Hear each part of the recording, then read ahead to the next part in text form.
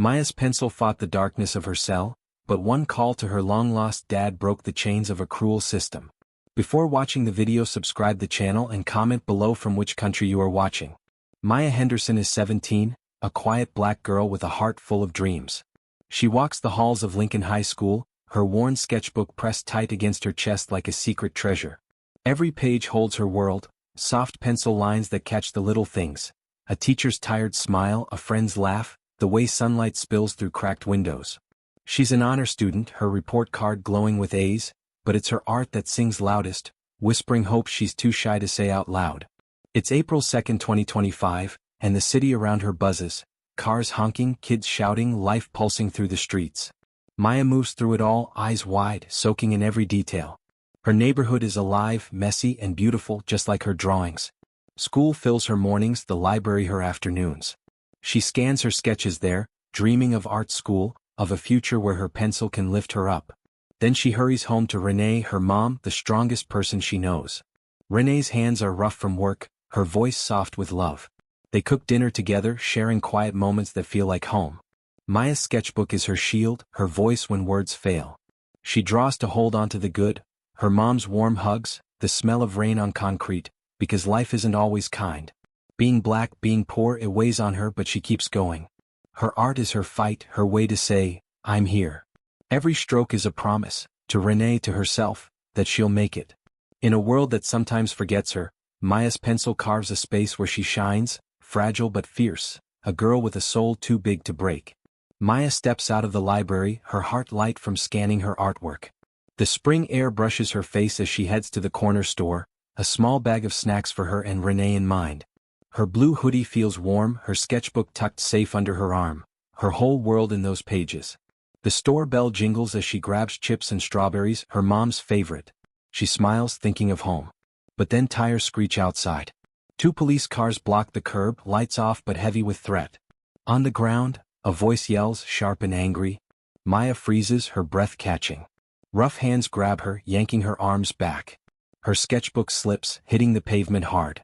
Pages tear free, fluttering like wounded birds, her drawings, her dreams, spilling across the dirty sidewalk.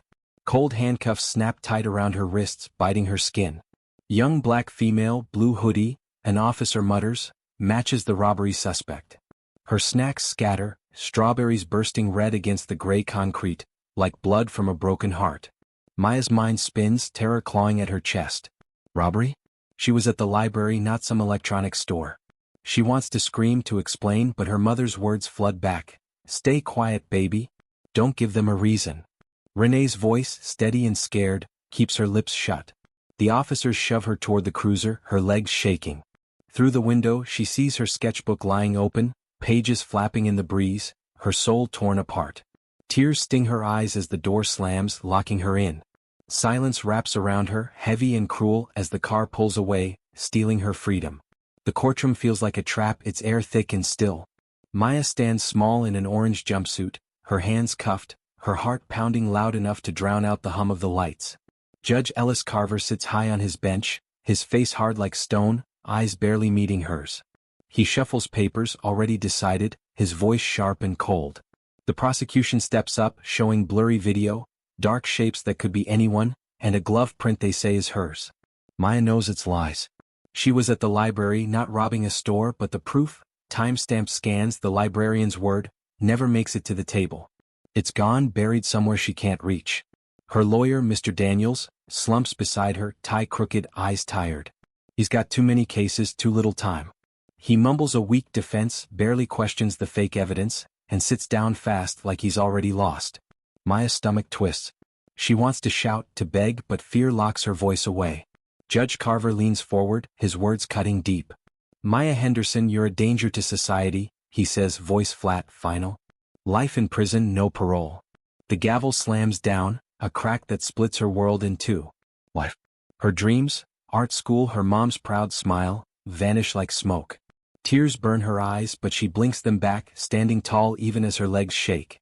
In the back, Renee watches, her hands clenched so tight her nails dig into her palms. Her baby, her quiet, gentle Maya, chained like a criminal, it rips her apart. She sees the blurry footage, knows it's wrong, but her cries stay trapped in her throat. She reaches out as if she could pull Maya back, but the bailiff blocks her.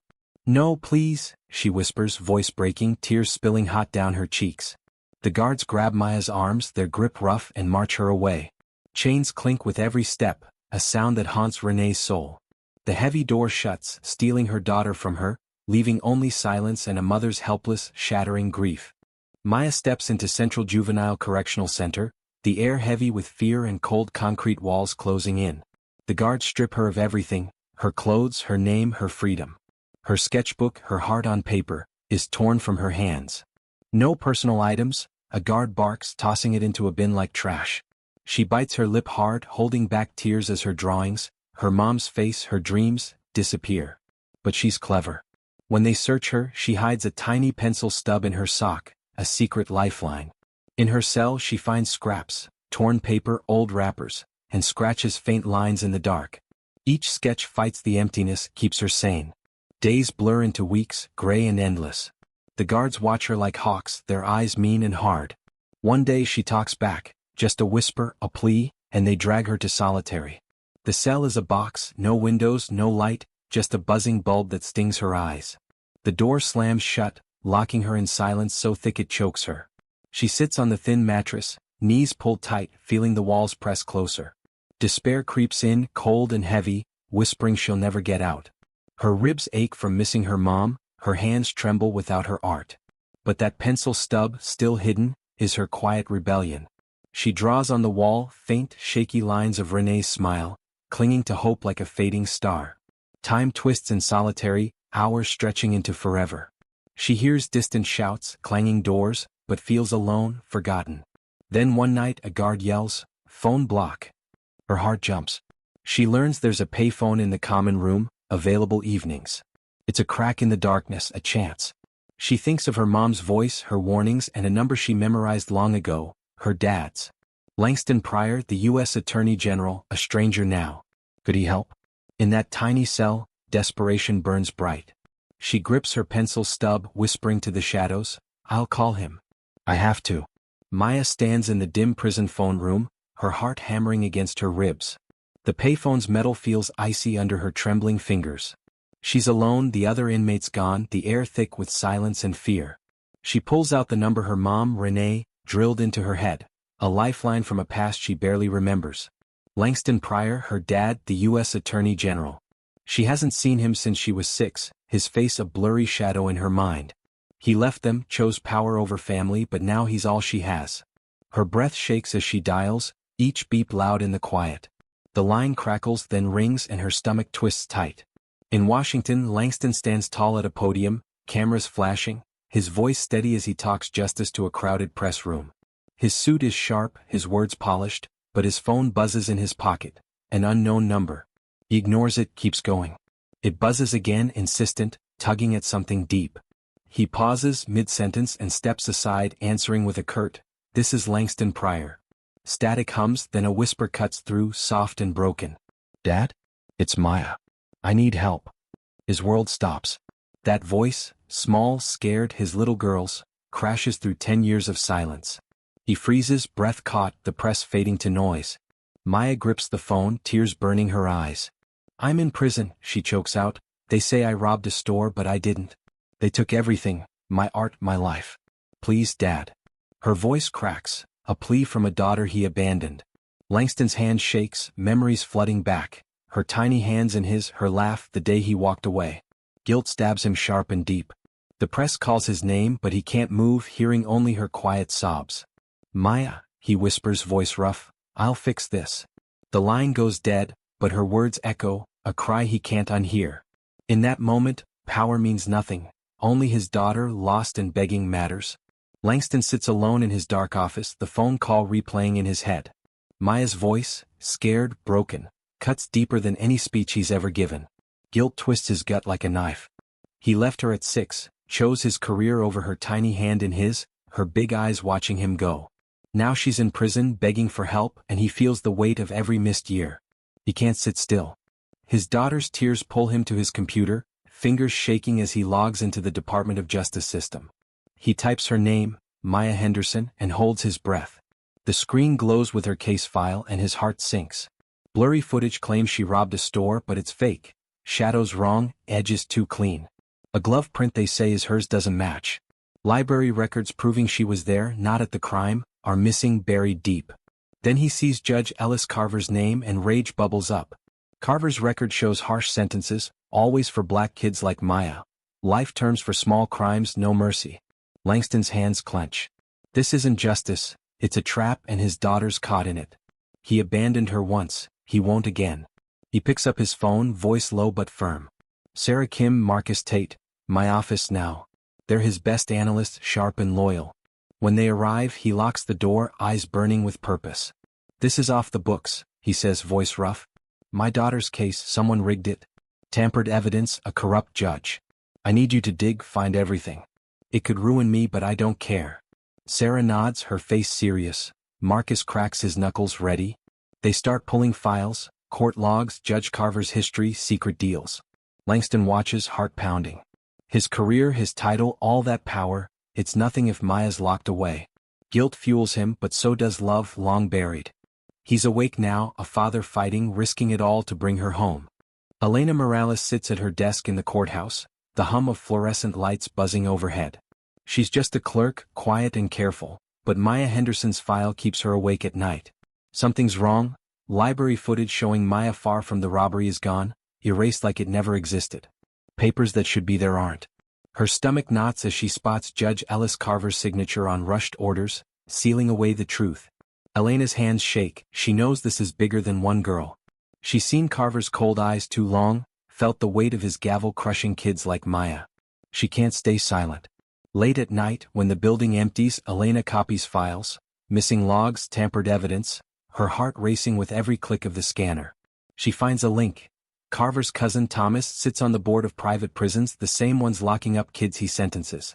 It's dirty, wrong, and it burns in her chest. She emails Langston's team. Sarah Kim answers, whispering, Judge Carver's hiding the truth. He's tied to the prisons. Her voice trembles, but she sends the files, proof of a system built to break people like Maya. Then the threats come. Elena's phone buzzes. Her brother Marco, a warehouse worker, says his boss fired him, no reason given. They're watching us, he chokes out, scared for his kids. Elena's heart sinks, she knows it's a warning to shut up. Her family's all she has, immigrants who fought for this life, but Maya's face, young and trapped, haunts her. She moves to a safe house, a tiny room with a flickering lamp, her bag packed tight with fear and hope. From there she sends more, memos, bank trails, each one a risk, each one a fight. Tears wet her cheeks, but her hands stay steady. She's terrified, yet fierce, a small voice shouting against a giant. For Maya, for justice. Elena keeps going, her courage glowing bright in the shadows. Langston's office glows late into the night, papers scattered like a battlefield. His team, Sarah Kim and Marcus Tate, digs deep, eyes red but fierce. They find an ugly truth. Judge Ellis Carver's court is a machine, crushing black teens like Maya. The numbers scream, 95% convicted, almost all with long sentences, no mercy. Evidence isn't clean, it's twisted by Apex Forensics, a lab tied to Carver's cases. Blurry videos sharpened, prints faked, library proof buried, it's a pattern, dark and deliberate. Sarah slams a file down, voice shaking. He's locking them up for profit. Marcus nods, tracing payments to private prisons. Langston's chest tightens. His daughter's not the only one trapped in this web. It's systemic, a quiet war on kids who look like her. Meanwhile, Maya's sketches, small, fragile drawings, escape the prison walls. A volunteer, Sister Grace, sneaks them out, her hands trembling but sure. They're simple pencil lines, faces of inmates, their pain, their dreams, but they hit hard. Uploaded online, they spread like fire. A father missing his son's first steps. A boy humming songs of home. People see them and feel them, raw, real, human. Hashtags explode, hashtag free Maya, hashtag justice now. Protests erupt, loud and angry outside courthouses. Signs wave with Maya's name, her art blown up big on screens, shining in the dark. Voices chant, no more lies. Teens, moms, artists, they all march, their fury a heartbeat pulsing through the streets. Langston watches the news, heart pounding. His team's proof, stats, fake lab reports, piles up, undeniable. Carver's court isn't justice, it's a trap rigged to swallow black youth whole. Maya's sketches light the spark, turning quiet pain into a roar. Online, millions share her drawings, each one a cry for the forgotten. Langston's hands shake, he's proud, scared, alive. His daughter's art, born in despair, is breaking chains he couldn't. The system's mask slips, exposed by a girl's pencil and a father's fight. Outside, the crowds grow, their shouts echoing, demanding truth, demanding Maya home. Langston steps into the Senate Judiciary Committee room, his heart heavy but steady. The air buzzes with tension, senators' eyes sharp on him. He lays out Elena's evidence, stolen files, missing footage, his voice low but fierce. Judge Carver hid the truth, he says, hands trembling as he shows proof. Library records gone, faked lab reports. Then the numbers, cold, cruel stats, hit hard. 95% of black teens convicted in Carver's court, sentences stretching long and unjust. This isn't one case, he chokes out, thinking of Maya's scared whisper on the phone. It's a system breaking kids like my daughter. The room shifts, some senators lean in, others frown. Elena's words, recorded and raw, echo through, naming Carver's lies. Langston's chest burns, he's the Attorney General tearing open the justice he swore to protect. Later, in the White House, the president calls him in. The office feels tight, the desk a wall between them.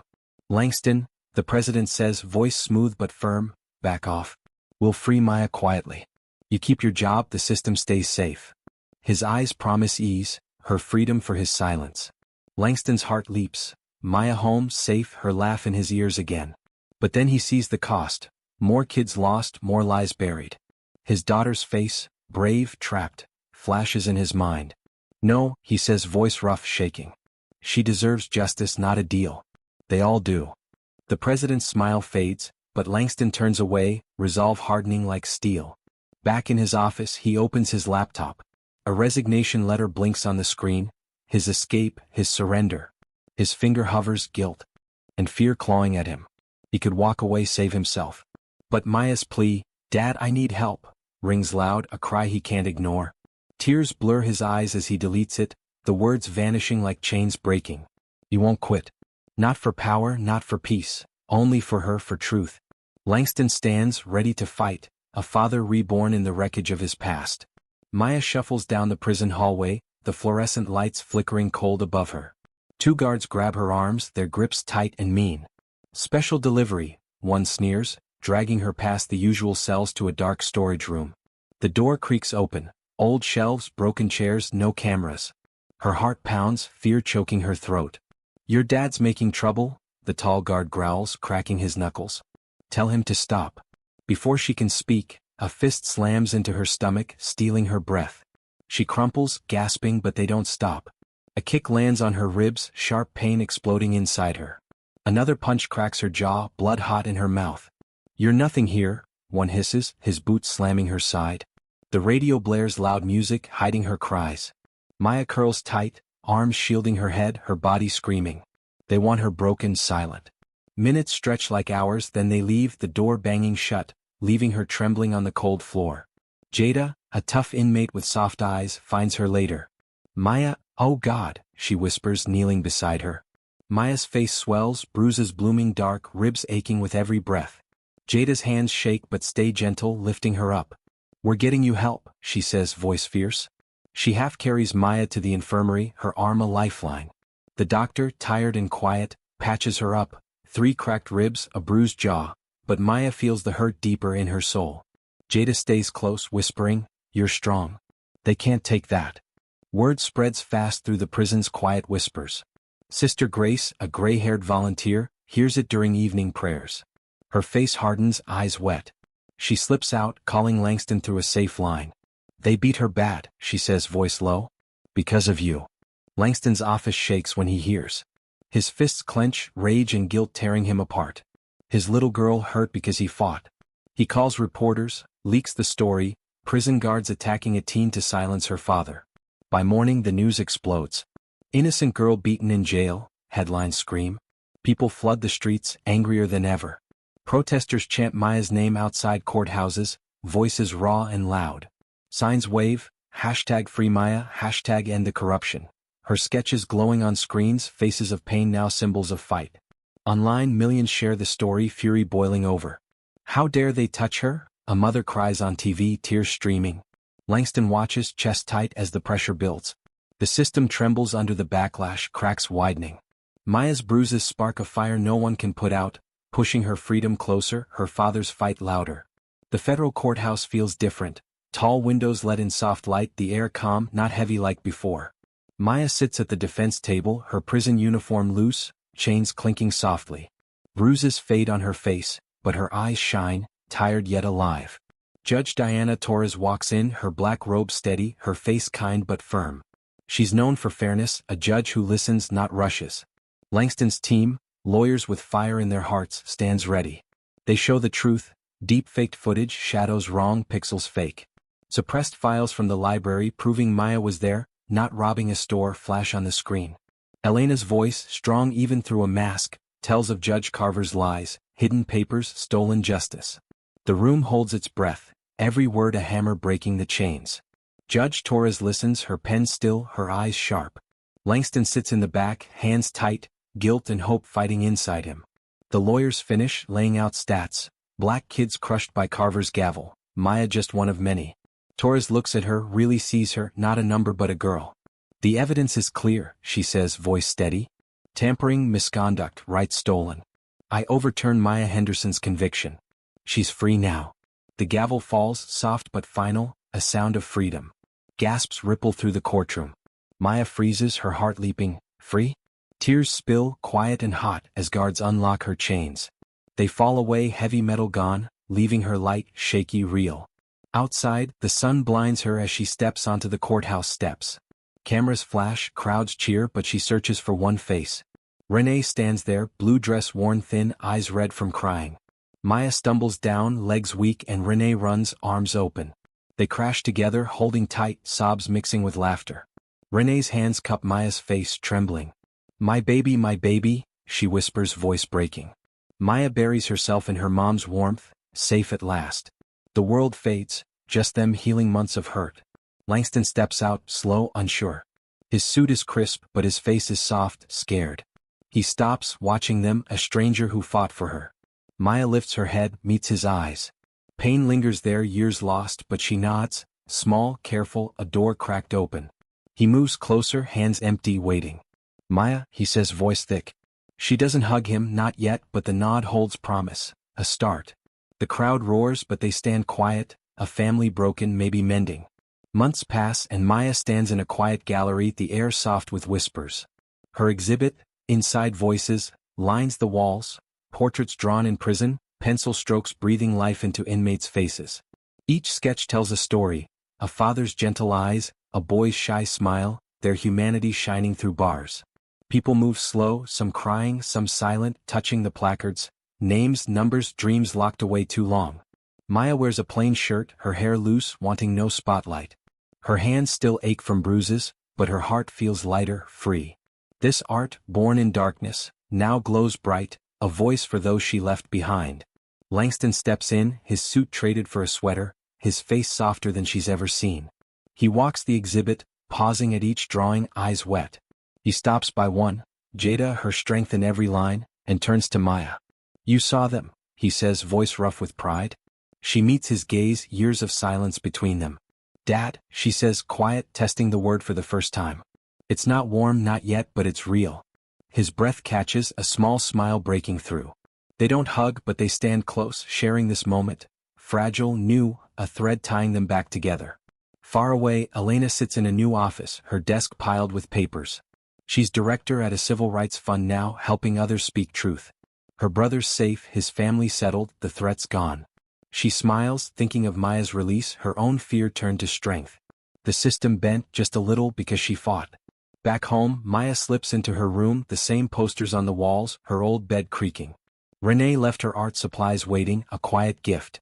Maya takes a blank page, pins it above her bed. It catches moonlight, pure and empty, a promise. No more chains, no more lies. She lies down, staring at it, her future unwritten, hers to draw. For the first time, sleep comes easy, dreams wide open.